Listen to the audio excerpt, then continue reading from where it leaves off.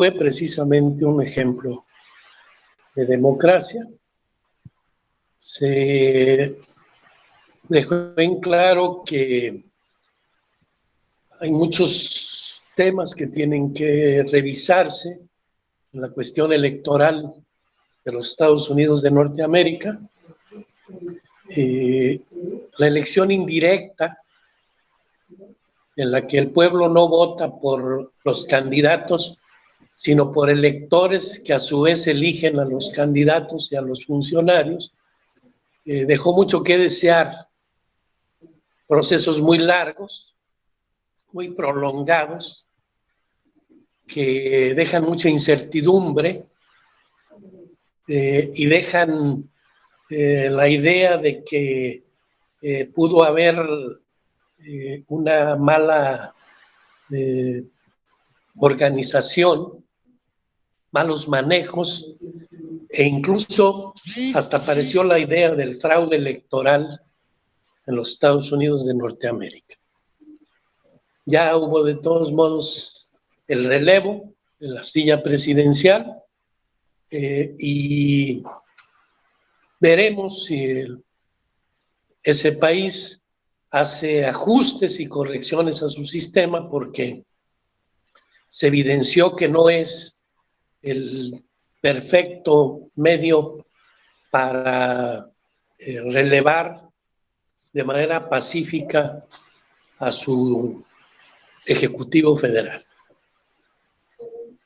Recuerden ustedes que en México ha habido una influencia siempre muy poderosa de los Estados Unidos y que ha incidido en nuestra organización constitucional. Tengan presente que la Constitución de 24 fue una constitución federalista, igual que la que tenemos hasta hoy, precisamente por influencia de los Estados Unidos de Norteamérica.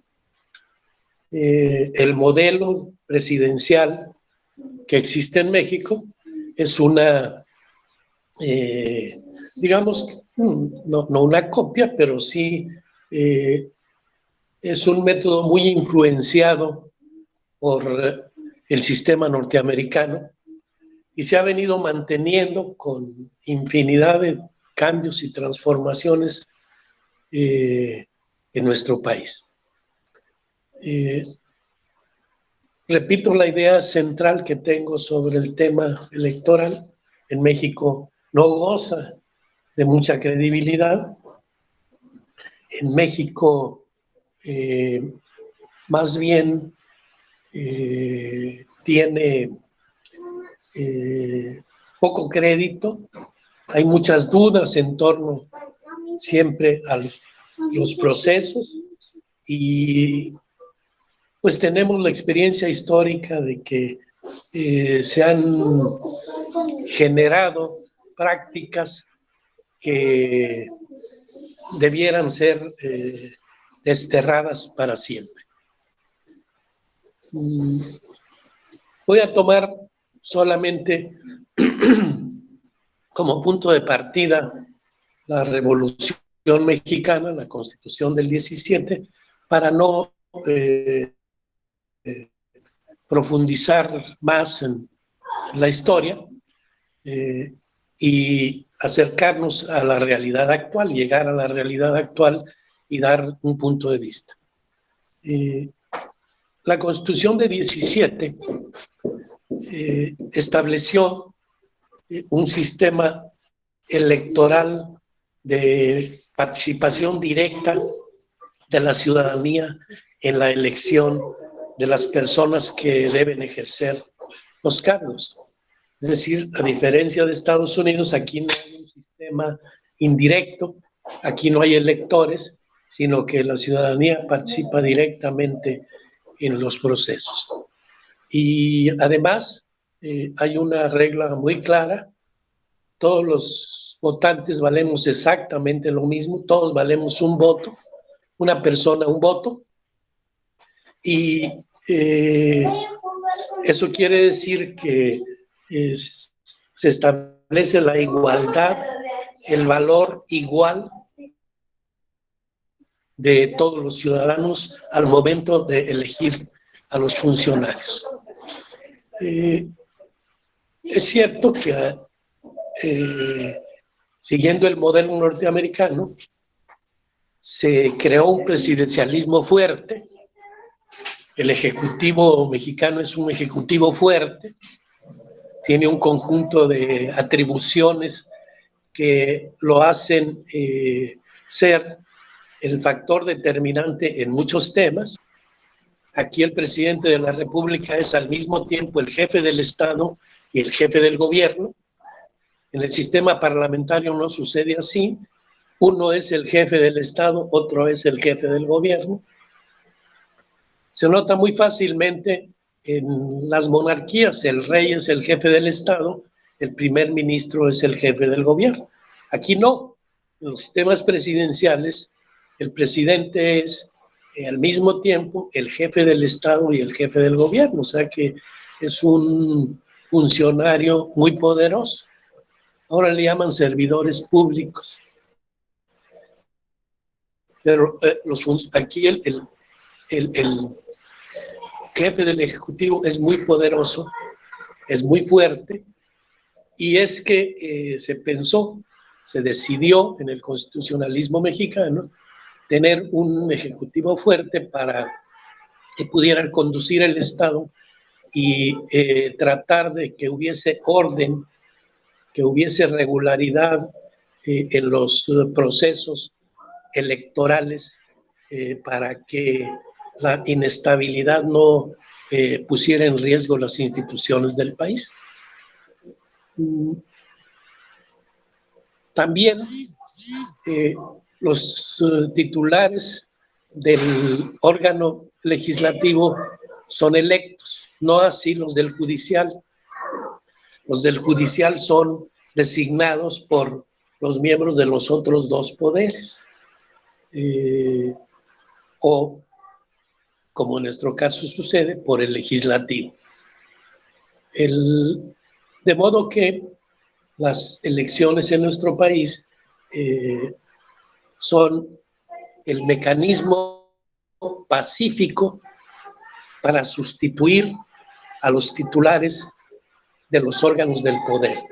De los tres poderes del Estado, en nuestro caso no se eligen los jueces, de modo tal que la elección es el mecanismo para que en tiempos de paz la ciudadanía elija a sus gobernantes y se haga realidad el precepto del 39 constitucional que hace radicar la soberanía en el pueblo y no en los órganos de poder.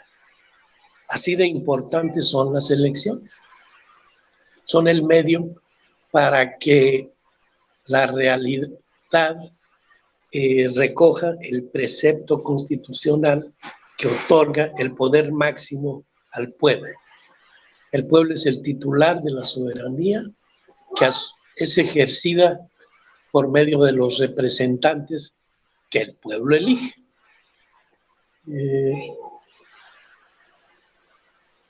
Sin embargo, en la historia del país, los procesos electorales han tenido altibajos, han tenido tiempos en los que se han realizado con regularidad, con normalidad, con legalidad, pero han tenido tiempos en que no ha sucedido así. Recuerden ustedes que luego de la Revolución Mexicana, inmediatamente concluye la Revolución Mexicana, hay desajustes en los procesos electorales. Cuando se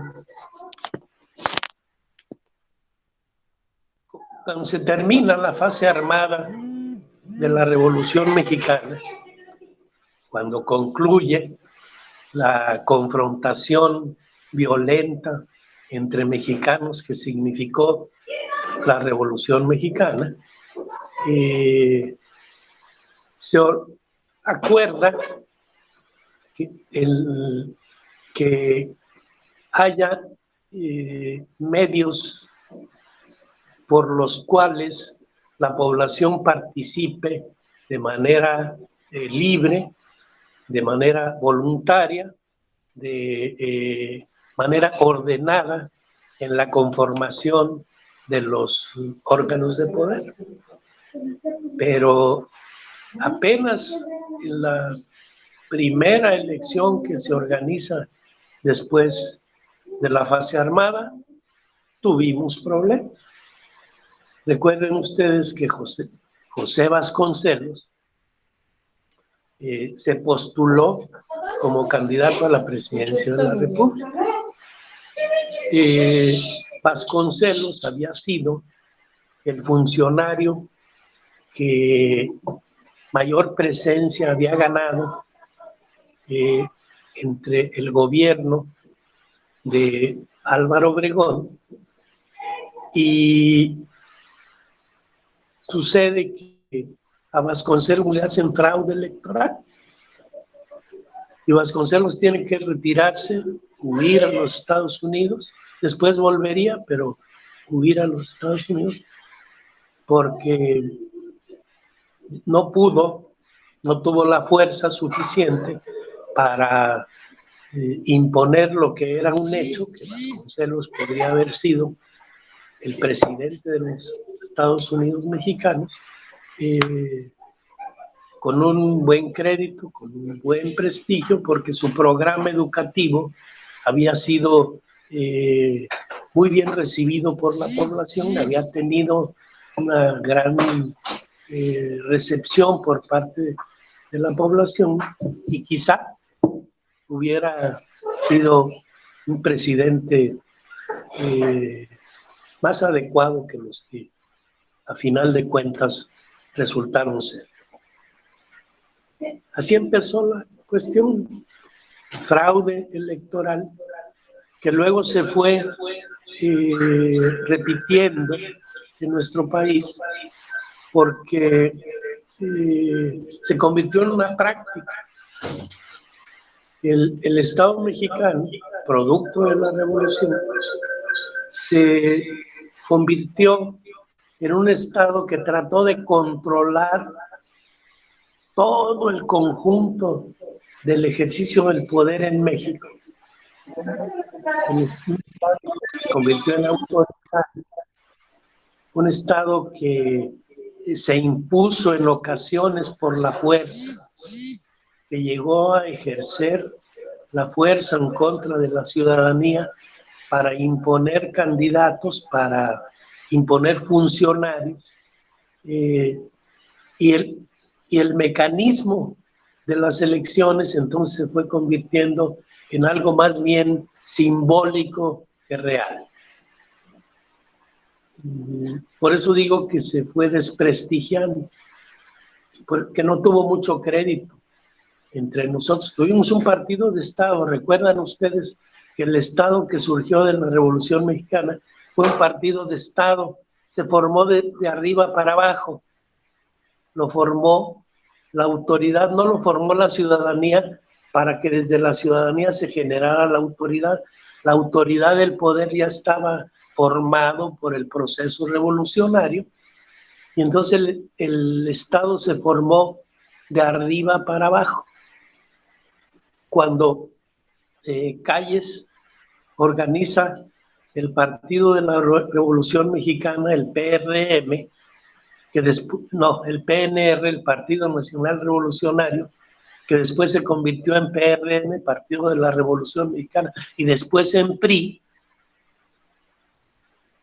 el partido fue un partido de Estado. No fue un partido ciudadano que de abajo hacia arriba creara las instituciones y creara los aparatos del poder, sino que el aparato del poder proveniente de la Revolución Armada creó el partido.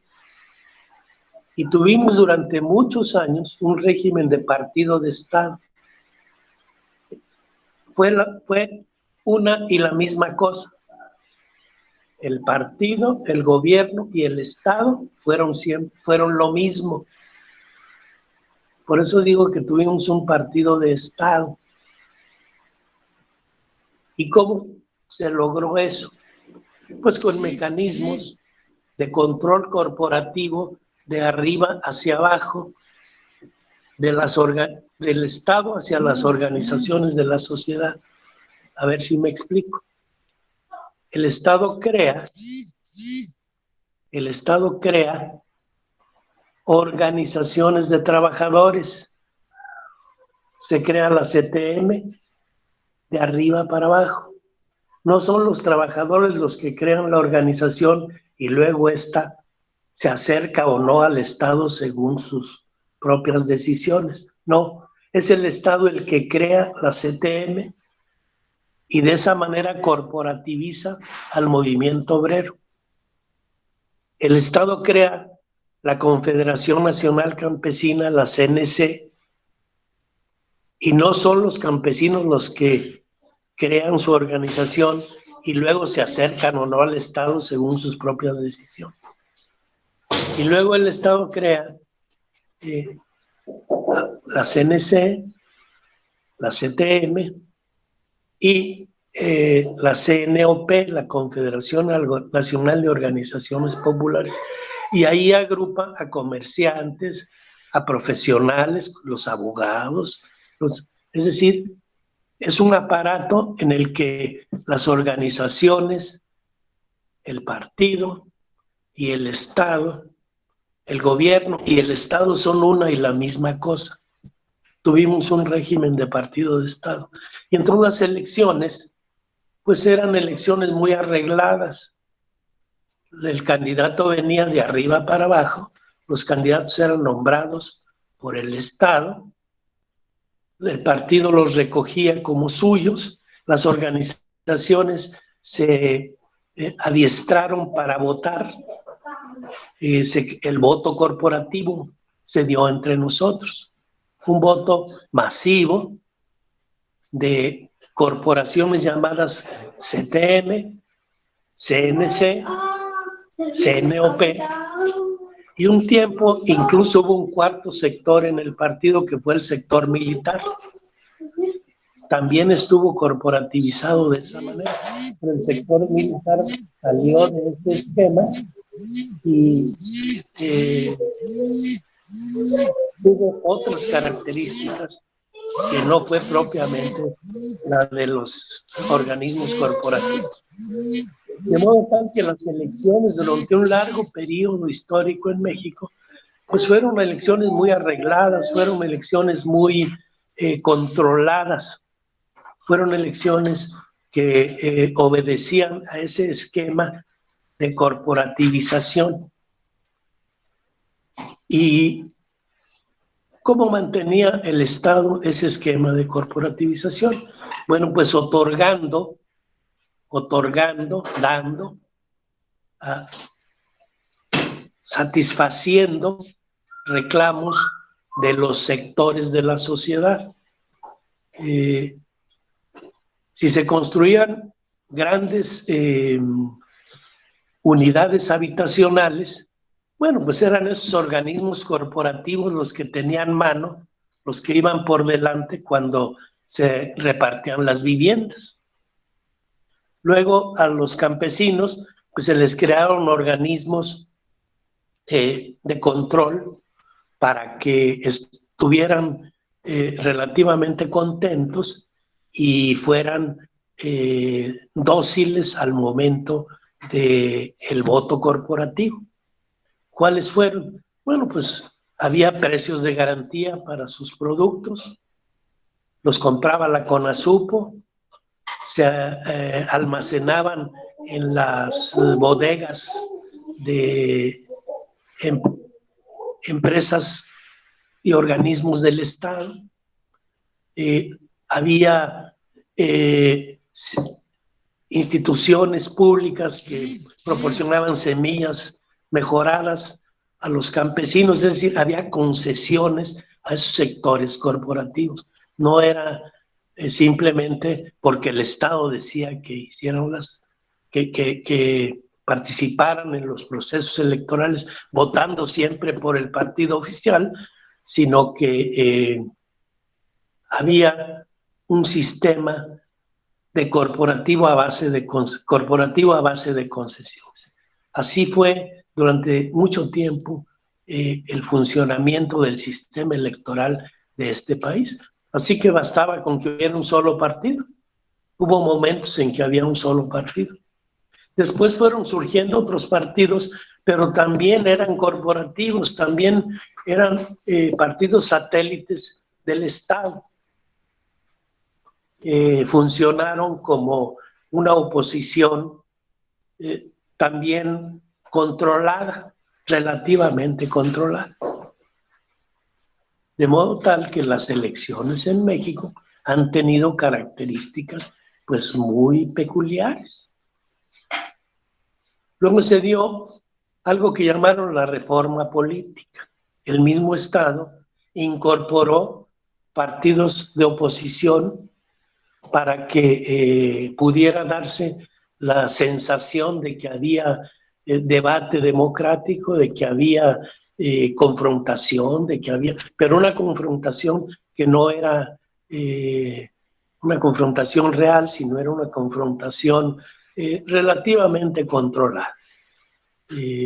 La reforma política incorporó a otras fuerzas, ya no funcionaba un solo partido. El Partido Revolucionario Institucional, el PRI, que había heredado del Partido de la Revolución Mexicana, el Partido Nacional Revolucionario, que fue el que creó el Estado emanado del movimiento armado, se abrió con la llamada reforma política. Y entonces también otros partidos de otras orientaciones pudieron participar en los procesos electorales. Hoy tenemos una realidad distinta. Después de muchos años de elecciones totalmente controladas por el Estado, incluso controlando a los partidos de oposición, estableciendo reglas que le permitieron manejar los procesos electorales con relativa facilidad, hubo necesidad con el tiempo, con la evolución del país, de introducir modificaciones que dieran fuerza, que dieron posibilidades de ir creciendo a partidos que ya no estaban bajo el control del Estado. Empezaron a aparecer algunos que ya no estuvieron bajo el control del Estado, sino que tenían su propia lógica. Pero durante mucho tiempo esos partidos de oposición no pudieron derrotar al partido de Estado, porque el partido de Estado tenía toda la estructura pública a su servicio. Esto es, jugaba en elecciones, pero jugaba con mucha ventaja el partido de Estado. Tenía recursos para hacer sus campañas. Los recursos provenían obviamente de las arcas del Estado. Algunos de los organismos públicos destinaban parte de su presupuesto, lo entregaban al partido de Estado para que hiciera campañas, para que tuviera presencia en los medios. Además controlaba los medios, el Estado controlaba la televisión, controlaba la radio, controlaba la mayoría de los periódicos grandes, de modo que su participación en los procesos electorales pues tenía mucha ventaja sobre la oposición. Sí se abrió a la oposición, sí crecieron partidos de oposición con las reformas que se fueron abriendo, pero tales reformas no eran, tales reformas no propiciaron que los partidos pudieran vencer al partido oficial, porque este contaba con todas las ventajas de ser el partido del Estado. Así funcionaban las cosas en este país. Llegaron a situaciones que fueron un poco de risa. Por ejemplo, ellos manejaron la idea del carro completo.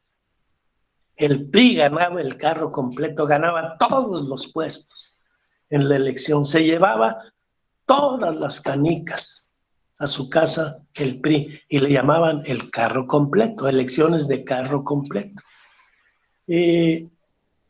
Hubo muchas acciones, muchos intentos, el pueblo de México hizo muchos esfuerzos por ir cambiando esa situación, por ir modificando esas falsas elecciones, por ir tratando de que fuera auténticos comicios donde hubiera competencia entre las diversas corrientes que existen en la sociedad, y así se fue abriendo el espacio para que en 2018, les dije que íbamos a llegar a nuestros días, para que en 2018 hubiera una verdadera elección. Ya antes había habido una experiencia de aparente cambio. Cuando gana Vicente Fox, gana el PAN, que sí es una fuerza distinta a la del partido de Estado. El PAN sí tiene una trayectoria de independencia respecto del partido de Estado.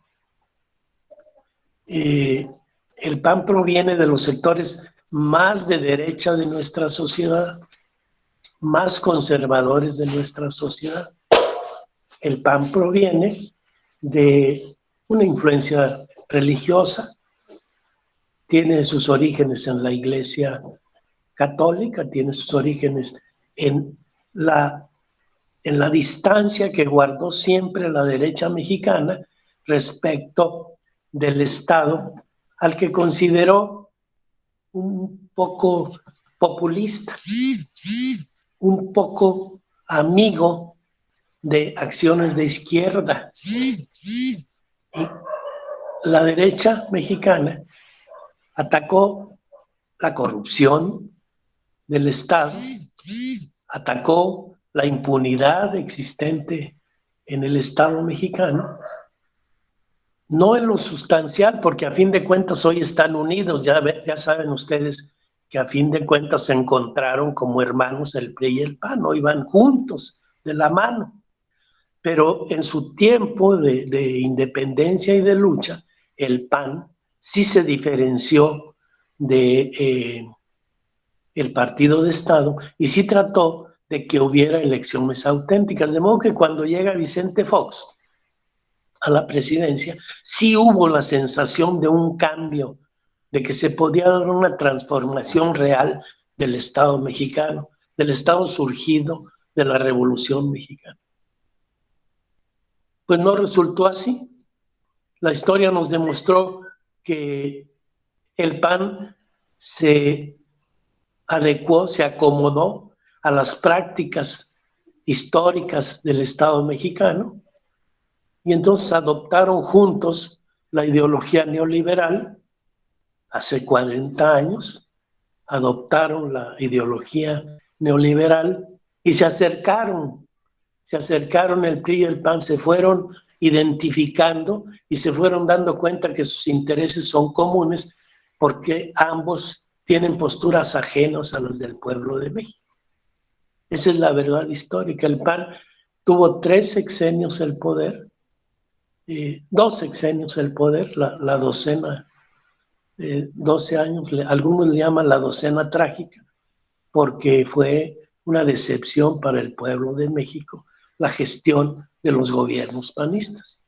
A la larga resultaron igual de corruptos, a la larga resultaron pues tener la misma índole, no había cambiado de fondo la situación con las acciones de los gobiernos del Partido Acción Nacional, que históricamente, repito, sí tuvo un origen distinto al partido de Estado y que tenía principios diferentes y que en un tiempo mantuvo una verdadera oposición, pero se fueron borrando las diferencias cuando llegó al poder el PAN. Ahí las elecciones fueron ganando, las elecciones independientes, las elecciones libres fueron ganando terreno. Se fue abriendo el espacio para que hubiese una real contienda por el ejercicio del poder. Y llegamos al 2018, cuando gana la presidencia un grupo distinto, una persona diferente al Partido de Estado y al Partido Acción Nacional. No se había permitido que ganara la elección una persona diferente. Ya había habido fraudes grandes en otras ocasiones, cuando Cárdenas, cuando el propio López Obrador habían ganado la presidencia. El Partido de Estado todavía mantenía los mecanismos de control de los aparatos de poder y pudo realizar fraudes sin consecuencias de rebeliones ni nada parecido. Eso ya lo experimentamos todos como vivencia personal. En el 2018 ocurrió que la participación ciudadana, 30 millones de mexicanos, 32 millones de mexicanos, votamos por un candidato diferente. Y ganó una persona distinta al Partido de Estado y distinta al Partido Acción Nacional, que ya para entonces estaban muy cercanos, ya para entonces se habían identificado y se habían dado cuenta que en realidad no eran tan distintos como ellos habían supuesto, no eran tan diferentes.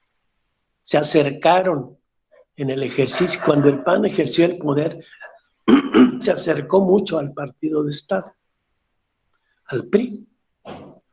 ¿Qué fue lo que ocurrió en 2018? ¿Qué ganamos como pueblo de México? El triunfo fue muy importante. Ganamos la presidencia de la República, que como ya mencioné, es un ejecutivo fuerte. Así está diseñado en la Constitución de 1917. Es un ejecutivo fuerte. Es al mismo tiempo el jefe de Estado y el jefe de gobierno. Eso quiere decir que al mismo tiempo lleva las relaciones internacionales y lleva el ejercicio del poder al interior del país.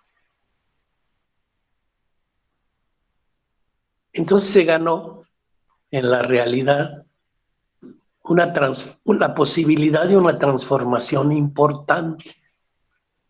Fue vital que 32 millones de mexicanos decidiéramos participar en el comicio, porque nuestra participación dejó ver al viejo régimen, al régimen del Partido de Estado y del Partido Acción Nacional, les dejó ver que corrían un gran riesgo si hacían un fraude electoral. No fue poco lo que se ganó en 2018, pero no fue el cambio de fondo. Hay que tener cuidado con eso. No fue el cambio automático. Las cosas no cambian por magia, no existe, los milagros no existen. No fue un milagro el que se logró, fue la posibilidad de una transformación que se gana mediante un proceso permanente de lucha.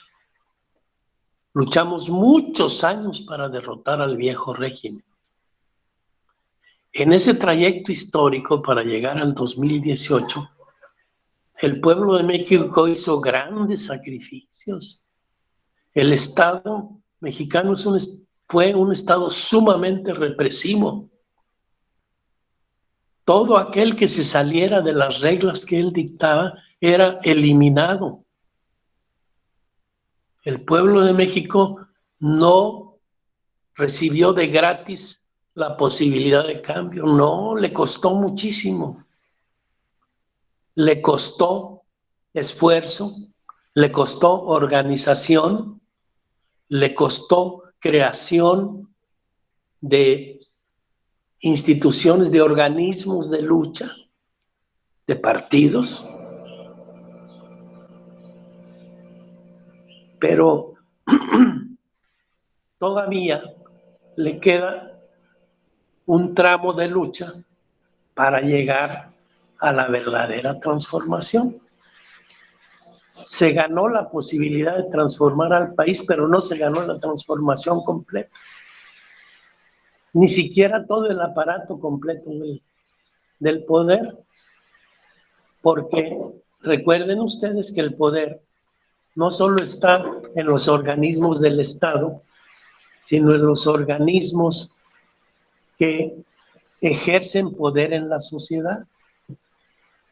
Ni siquiera todo el gobierno, el poder judicial, como ustedes ven, pues es todavía un poder que no sabemos si va a estar en contra o va a estar a favor de la transformación de fondo, del cambio verdadero.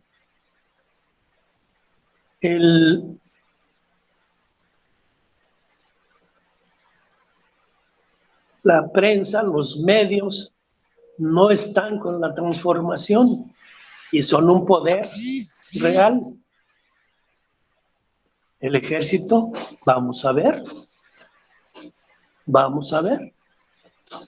Y esos son los poderes reales.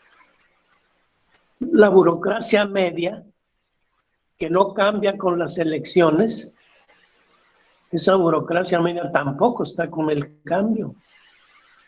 O lo vamos a ver conforme vayan avanzando las transformaciones. Entonces, se ganó el gobierno y el poder político que está en el Estado, pero el poder político que está fuera del Estado no se ganó.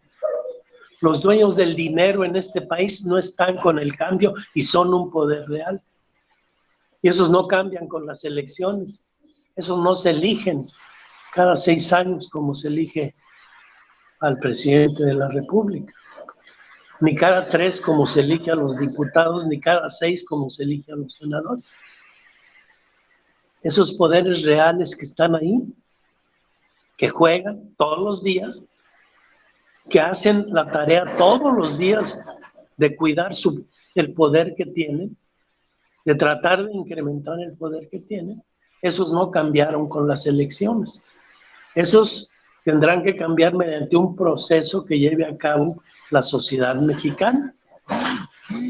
Por eso es importante que se logre que haya elecciones limpias, que logremos entre todas y entre todos que la elección sea un mecanismo eficiente de participación de la sociedad en el recambio de quienes están al frente de esas instituciones. Hay jaloneos. El INE, que es el encargado de organizar y de calificar las elecciones, es el que cuenta los votos. Pues el INE no se ve muy dispuesto a participar en los procesos de cambio. Ya lo vieron cuando se propuso desde la Presidencia de la República que ningún funcionario del Estado cobrara más que el presidente. Pues ya se vio que no lograron que los consejeros del INE, del Instituto Nacional Electoral, se bajaran el sueldo. Ya se vio. Ni los ministros de la Corte, ni otros funcionarios que todavía cobran más que el presidente de la República. Eso son muestras de poder. Eso no es juego. Son muestras de poder. Y entonces, eso da idea de que tenemos que lograr que vayan cambiando paulatinamente, mediante un proceso sólido y consistente, los titulares de organismos que llamaron autónomos. Fíjense bien, Cuando el neoliberalismo se consolidó, consideró muy importante que algunos espacios de poder del Estado fueran autónomos del Ejecutivo, el Legislativo y el Judicial. Que hubiera espacios en el Estado mexicano donde no pudiera intervenir el Legislativo, el Ejecutivo ni el Judicial. ¿Cuáles son esos organismos? Es el Banco de México. ¿Por qué el Banco de México es autónomo?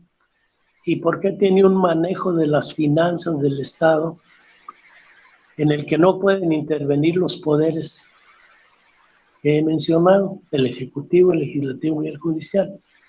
Bueno, porque los organismos internacionales de crédito que impusieron el modelo neoliberal, les es muy importante que el Estado les pague los intereses de la deuda pública, porque la deuda es el mecanismo con el que tienen amarrado al Estado mexicano. Y entonces el Banco de México tiene que pagar, tiene que hacer una política que garantice el pago de los intereses de la deuda pública. Por eso hicieron autónomo al Banco de México. Todavía hay que trabajar mucho en el cambio verdadero, en el cambio profundo, para lograr que el Estado sea un verdadero Estado democrático, que las elecciones sean auténticas.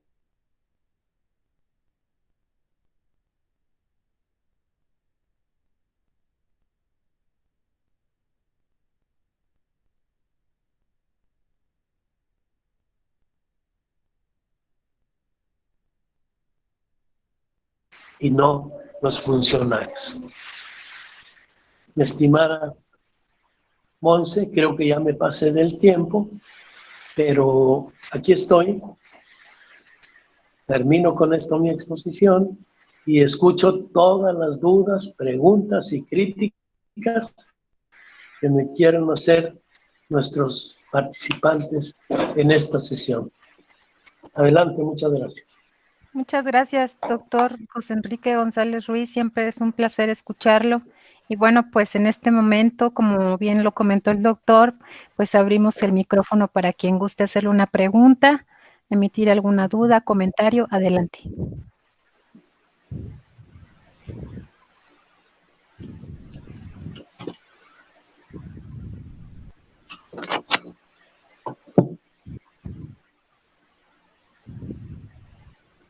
Adelante, adelante.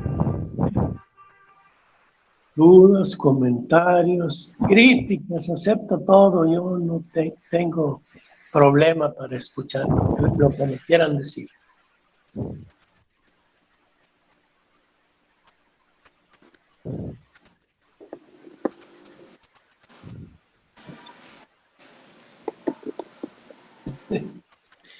Bueno, si no hay intervenciones, si no se animan todavía, entonces les platico algo de lo que no quiero, ni debo, ni puedo quedarme callado. Adelante. Hoy hay un proceso electoral muy interesante. En 2021 va a haber elecciones. Va a haber elecciones para renovar muchos espacios de poder, diputados, senadores y 15 gobernadores. Ever, yo levanto la mano, dice Ever, a ver, después doy mi punto de vista sobre la elección de 2021. Adelante, Ever. Si gusta, Hola, adelante. doctor. Soy Everardo Blanco. Gracias por su exposición.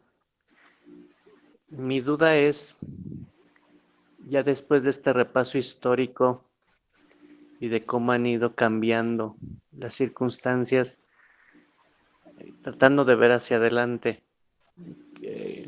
¿qué esbozo nos podría dar de propuesta de acción, más allá de lo que luego hasta en la tele nos dicen, ¿no? Participa, es muy general. ¿Tendrá algún as bajo la manga que nos pueda compartir? Pues gracias por la pregunta, Verano.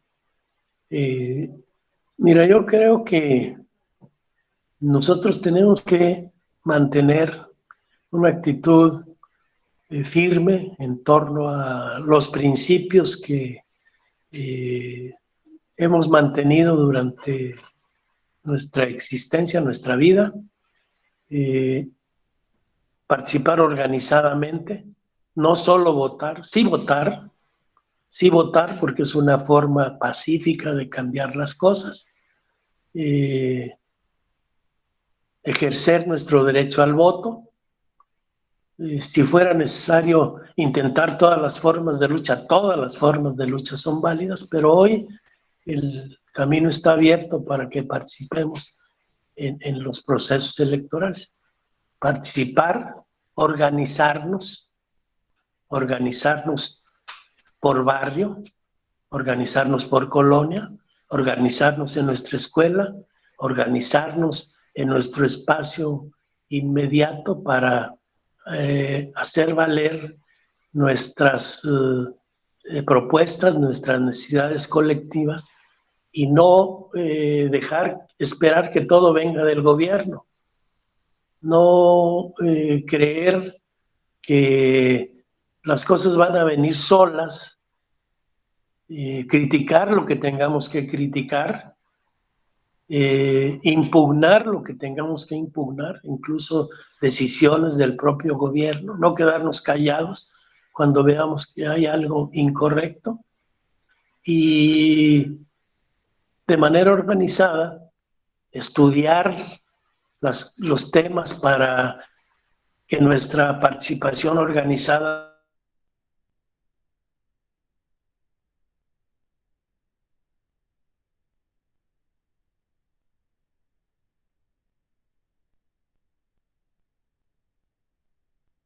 para el país, nunca dejar de participar de manera crítica, de serena, crítica correcta, crítica educada y decente, pero sí hacer la crítica. Y seguir en la línea que hemos hecho. Este cambio lo logramos con mucho trabajo, con mucho estudio, con mucho deseo de salir adelante, pues sigamos haciendo lo mismo. Eso es lo que yo creo. No esperar todo del gobierno. No, por supuesto que no. Nosotros hacer nuestra parte para que las cosas sigan por el camino correcto. Así lo veo, Everardo. Gracias, doctor. Doctor, tiene aquí otra mano levantada, al compañero Fernando Arturo Jaramillo. Lo invitamos a participar. Adelante, Fernando. Gracias. Sí, gracias. Gracias, doctor. Pues, hombre, qué interesante escuchar todo esto. Mire, yo reflexionaba y se los quería compartir, también, pues, que usted nos diera su opinión. Primero, ya por todo lo que usted mencionó, doctor, pues, creo que es importante empezar la reflexión acerca de que somos un pueblo obediente. Así, condicionando con todo esto que usted nos tocó, toda esta simulación. Creo que es importante la reflexión a ser educado como obediente. Brevemente, yo todo y donde somos muy obedientes por la religión, Jalisco. Y recuerdo que empezábamos a ensayar las escenas y estaba muy dispuesto y le decía al director lo que usted diga. Y en una ocasión, justamente,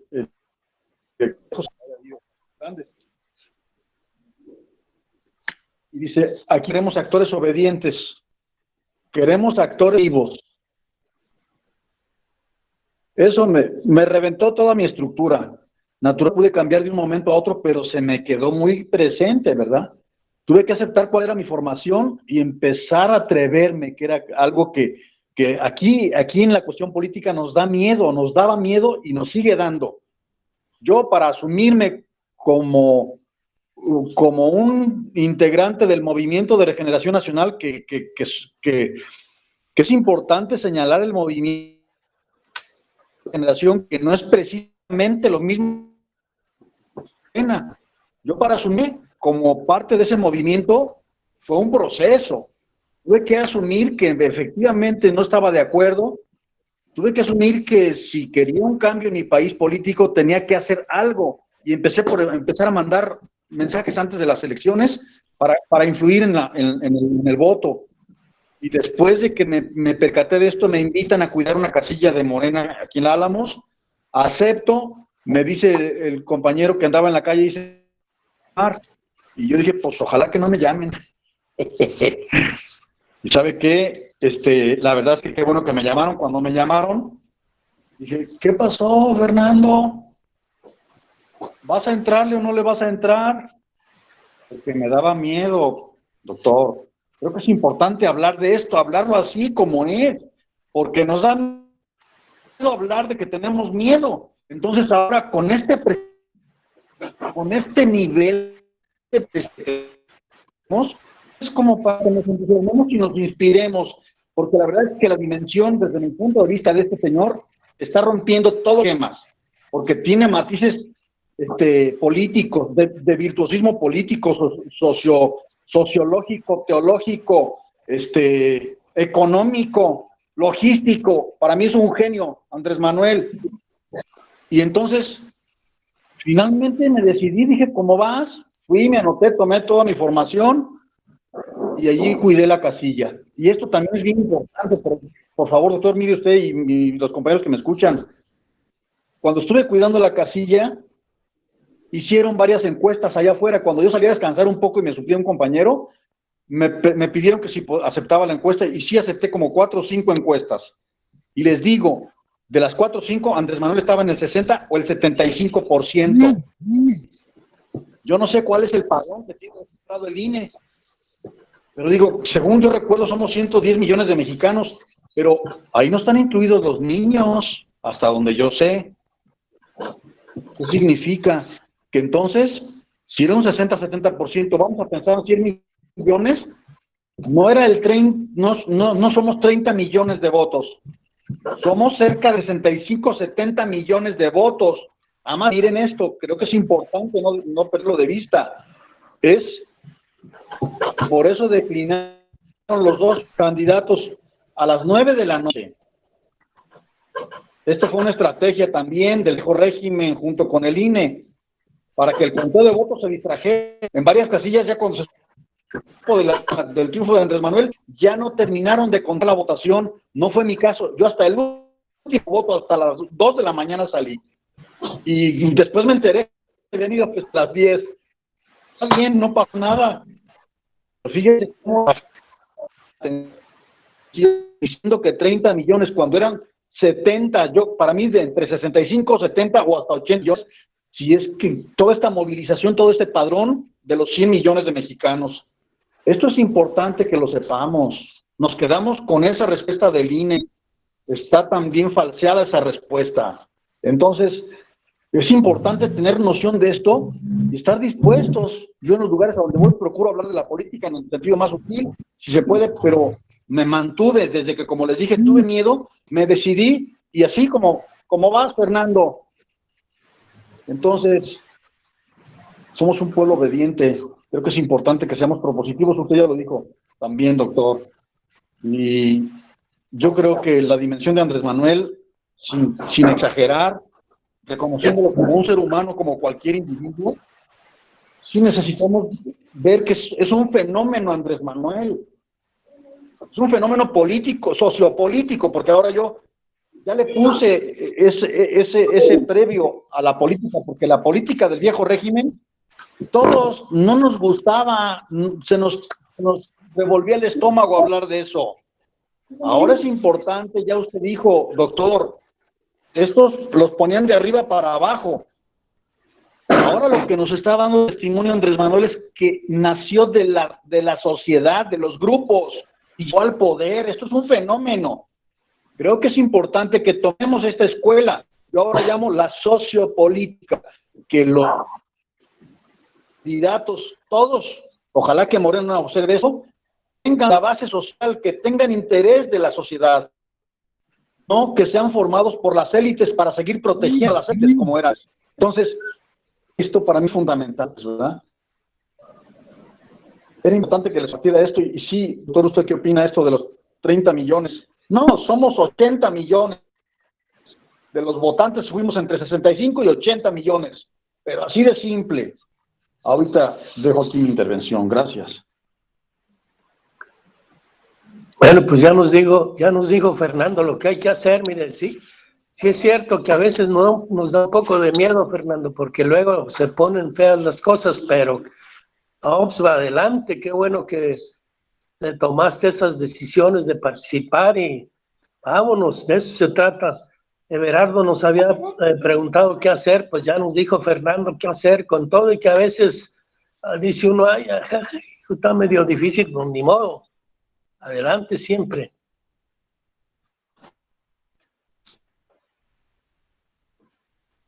Gracias, doctor, gracias al compañero Fernando. Aquí hay varios mensajes, maestro. Verónica Rodríguez Lazzarini, no sé si gusta abrir su micrófono.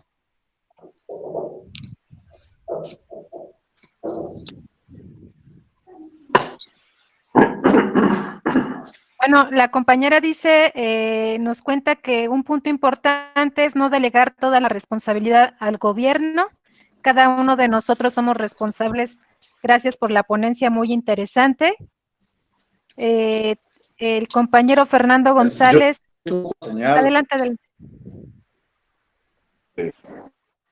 ¿Me estás dando ahora?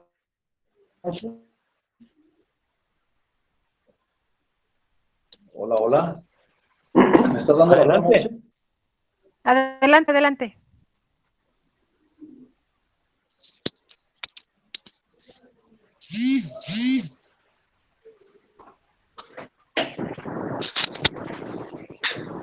Adelante, compañero Fernando.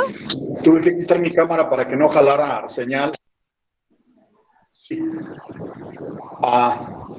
Yo quisiera también compartir esto, porque miren, esto es importante, que el Movimiento de Regeneración Nacional nació desde hace tiempo, pues, pero tomó fuerza con el fraude del 2006. Y no sé si ustedes sabían, pero se daba el grito de manera íntima con toda la gente del Movimiento de Regeneración Nacional. Y de allí nació el partido. Esto es muy importante, ya lo decía el profesor. Nació de... ¿Qué quiero decir con esto? De transmitir lo siguiente. Se logra el partido para oficializar. Era un requisito. Ahí está el partido, ya es un representante popular. Oficializamos. Pero que todas el movimiento. Con problemas en el partido, como somos seres humanos, en todos los grupos humanos hay problemas.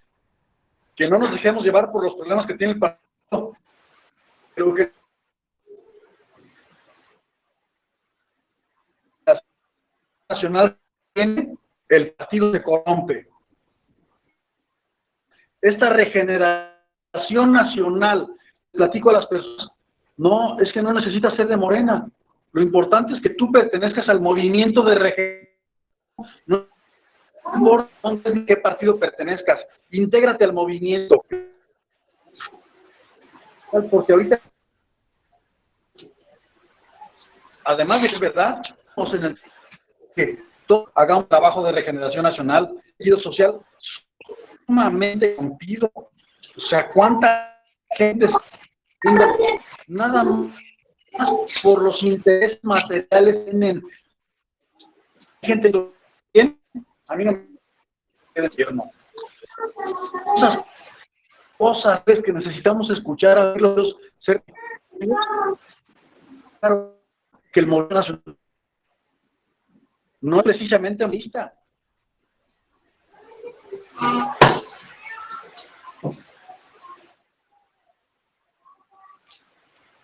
Creo que el compañero Fernando tiene problemas con su conexión. No sé si gusta comentar algo, doctor José Enrique. Verónica parece que ya estaba lista. Ah, muy bien. Verónica, la compañera Verónica Rodríguez, si gusta abrir su micrófono. Sí, ya, perdón, es que hace ratito lo hice mal, en lugar de abrir, colgué.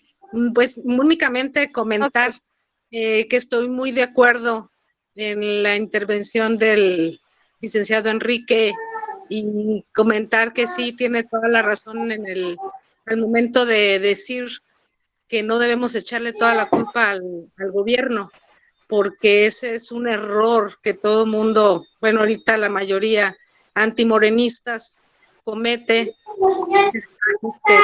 todo el tiempo culpando al gobierno, y pues no, cada quien debemos hacer algo y participar precisamente para poner nuestro granito de arena y cambiar. Ese era nada más el comentario. Gracias. Contrario, gracias, Verónica. Muchas gracias, compañera Verónica. El compañero Fernando González pregunta que qué tan viable es que haya un organismo autónomo en el tema de violencia política y de género. Saludos. Pues habría que estudiarlo bien. Yo creo que en principio es adecuado, pero para no opinar así digamos, atrabancadamente, pues sí habría que estudiarlo un poco más, pero en principio creo que sí, Fernando. Gracias, Lic. Dorca Amador escribe: felicidades, doctor Enrique González, muy buena ponencia. Esa voz pausada que anuncia un cúmulo de conocimiento y que esa pausa nos provoca estar esperando con cierta curiosidad la siguiente palabra que hilará la información que estamos esperando y nos mantiene a la expectativa. Muy interesante todo lo que usted expresa. Muchísimas gracias. Qué bonito, muchas gracias, agradezco. Y abrimos el micrófono a la compañera Beatriz Paz, que se encuentra por acá. Beatriz Paz, ¿está por aquí? Creo que no.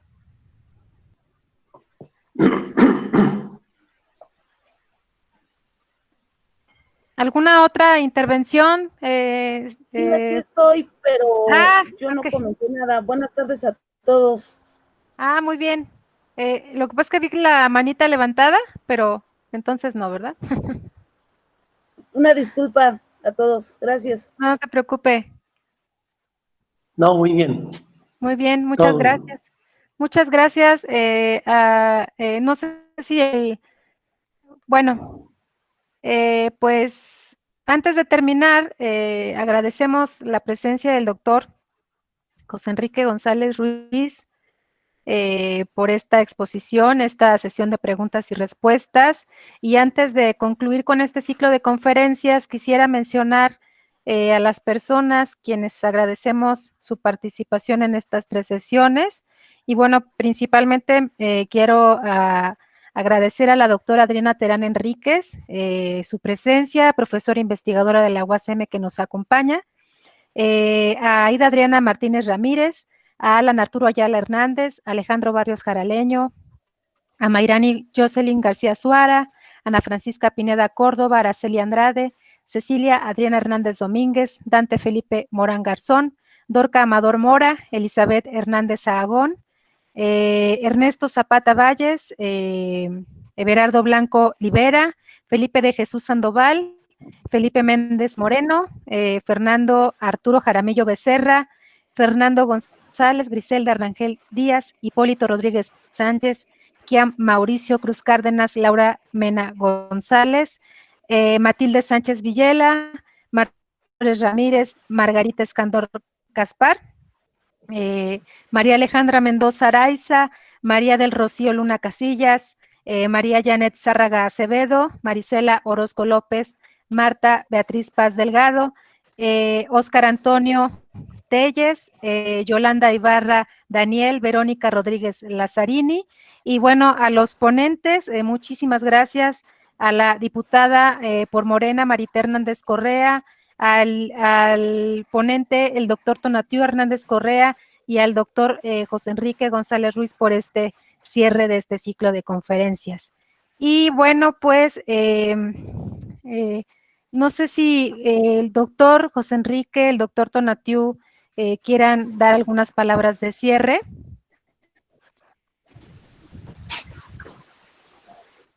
Pues de mi parte luego, brevemente. Gracias. Quería comentar algo, Lic, antes de Gracias por organizar este evento. Es siempre muy satisfactorio poder participar. Solo quiero decir para terminar que espero que el caso San Luis para la gubernatura se resuelva conforme a la ley, a la democracia y al espíritu de lucha que ha caracterizado a Morena y a las personas que simpatizan con ese partido. Gracias. Lic, no quiero abusar de su tiempo, sabemos que no tiene mucho, pero sí me gustaría que usted nos pudiera comentar lo que nos quería compartir, que no se iba a quedar callado.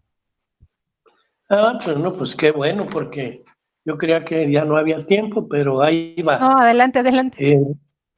El caso de San Luis Potosí es una experiencia nueva en la política mexicana.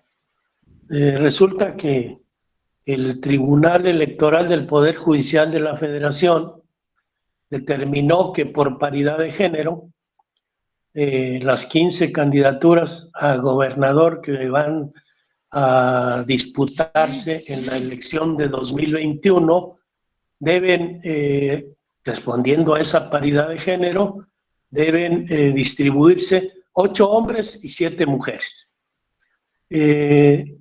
Hubo una primera convocatoria para San Luis Potosí y el 4 de diciembre se inscribieron 3 personas, 3 mujeres y también 3 personas, mujeres y hombres, pero se determinó que debe ser mujer la candidata de Morena para la próxima gubernatura. Luego se volvió a abrir la convocatoria de manera extraña, diciendo que se fundamentaba en esa resolución del Tribunal Federal. La verdad es que el tribunal nunca dijo que se reabriera la convocatoria, así que la apertura no tiene fundamento. Hay 3 candidatas inscritas y así se debe realizar la designación de la candidata de Morena.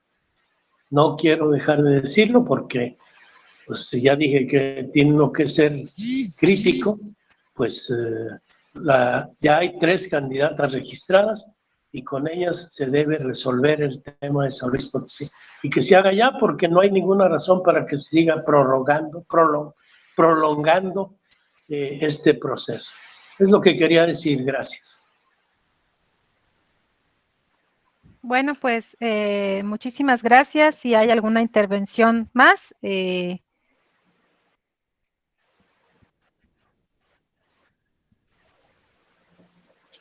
¿No?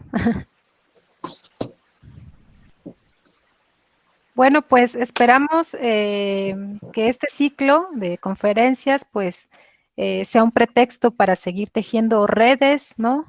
Para seguir compartiendo saberes y que haya servido este espacio de apoyo a la participación de la sociedad en el fortalecimiento de las instituciones democráticas en México, con miras al proceso electoral del 2021 en San Luis Potosí. Y bueno, dicen que Fernando Arturo Jaramillo levantó la mano. También, a ver, compañero. Gracias. Ahorita pues se me cortó. solo también para robustecer lo que dijo ahorita el doctor, necesitamos organizarnos. Un amigo participó en el 2012 en toda esta labor, como digamos que el INE, pero de Morena, los que estuvimos pendientes en el 2018, pero en el 12 no se logró eso. Y recuerdo que mi amigo llegó y me dijo, nos veíamos y lo dice, ya me voy porque me estoy preparando para las elecciones. Finalmente no se logró. Y él me dijo, no alcanzamos a reunir la suficiente gente para cuidar las urnas. Por eso nos robaron también la elección. Entonces, lo comento porque, apuntalando lo que el doctor ahorita nos acaba de decir, estar organizados. Fernández Noroña mencionó en uno de sus videos, ahora a colación del juicio político para Lorenzo Córdoba, que se han quedado cortos los compañeros de la Cámara de Morena. Yo creo que esto es importante que lo reflexionemos. Ya lo decía también una compañera, no hay que dejarle todo al presidente en el gobierno, el doctor también lo dijo. Creo que es muy importante. Yo de pronto pensé, dije, ¿qué pasaría si nos quieren hacer fraude?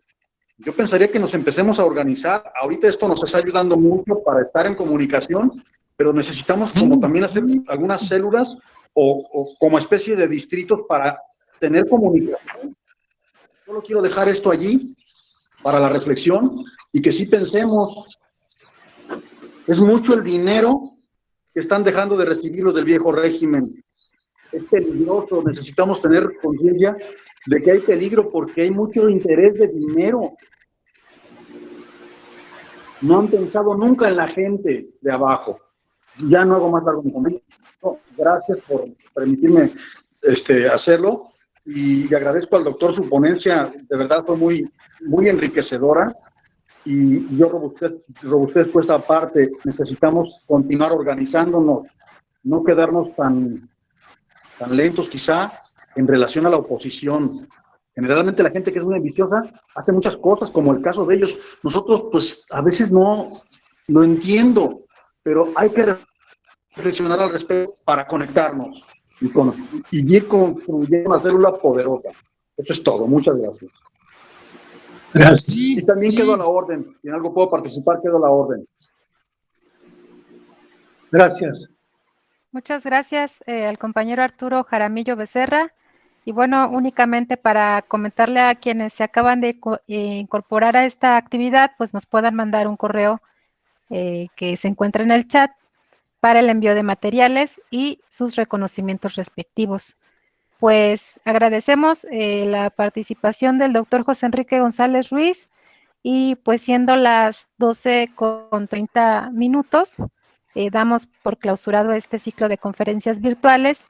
Les agradecemos profundamente su apoyo, su participación, su palabra y les agradecemos a todos y todas los que no pudieron integrarse también el día de hoy. Muchas gracias por su participación y que pasen muy buenas tardes. Gracias, buenas tardes. Gracias. Muchas gracias. Gracias. Hasta luego. Y un paso. Hasta luego. Muchas gracias. Muchas gracias a todos. Muy bien, gracias. Felicidades a todos. Gracias a Janet Zárraga, Marisela Orozco, a Elizabeth Hernández, Yolanda Ibarra, Ernesto Zapata. Muchas gracias. Bye. Muchas gracias. Ay, de nada. Doctor Tonatiu, Ustedes. Francisco Irán Mendoza Viay, muchas gracias. Yolanda Ibarra, Verónica Lazzarini, Fernando, compañero, hasta luego. Muchas gracias a todos por el curso, gracias. Muchas gracias, Laura Mena González. Gracias, Monse. Muchas gracias. Hasta pronto. Luego, buenas tardes a todos. Hasta luego, compañera Hasta pronto, Dorca. Monse. Hasta luego. Gracias, Hasta luego. Un abrazo Bye. fuerte. Igualmente, gracias. Gracias, hasta luego, nos vemos en la próxima. Claro que sí, Mati, muchas gracias. Hasta luego. Hasta luego, Fernando González. Gracias. Bye.